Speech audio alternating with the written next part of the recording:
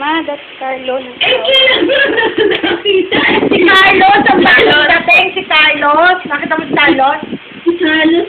Sa Christmas Si Carlos, party. nakita ko rin. Sa Christmas reunion. Ano ka sa party? Hindi ka nakita si Carlos? Andun! Andun din mga anak niya. Yung pamukha ni Uncle Buddy yung isa. Ay, talaga? Eh, kumusta na si Carlos? Ay, ganun pa rin. Mukha pa rin luka-luka. Pero alam mo, Rani, nag-game kami. Sabu. Alam mo ba yung sabu?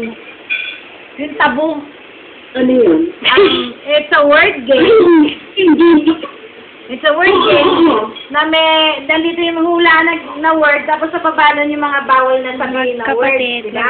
Siya. And so ano kami, girls versus boys. Ano? Doon kila Auntie June.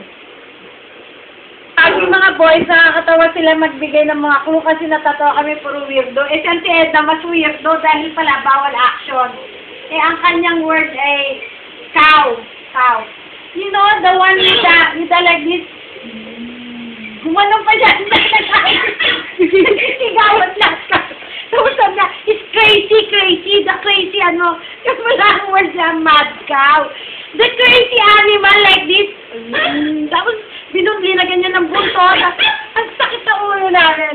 Pero alam mo pag si Carlos ang nagbibigay ng clue, one word and everybody gets the word. Ang galing niya. Oo, napakalinaw. Sabi ko, ang galing. Smart, taga. Very. Pero sayang, hindi niya ginagamit. Driver siya ng taxi. Rani yun ang trabaho niya.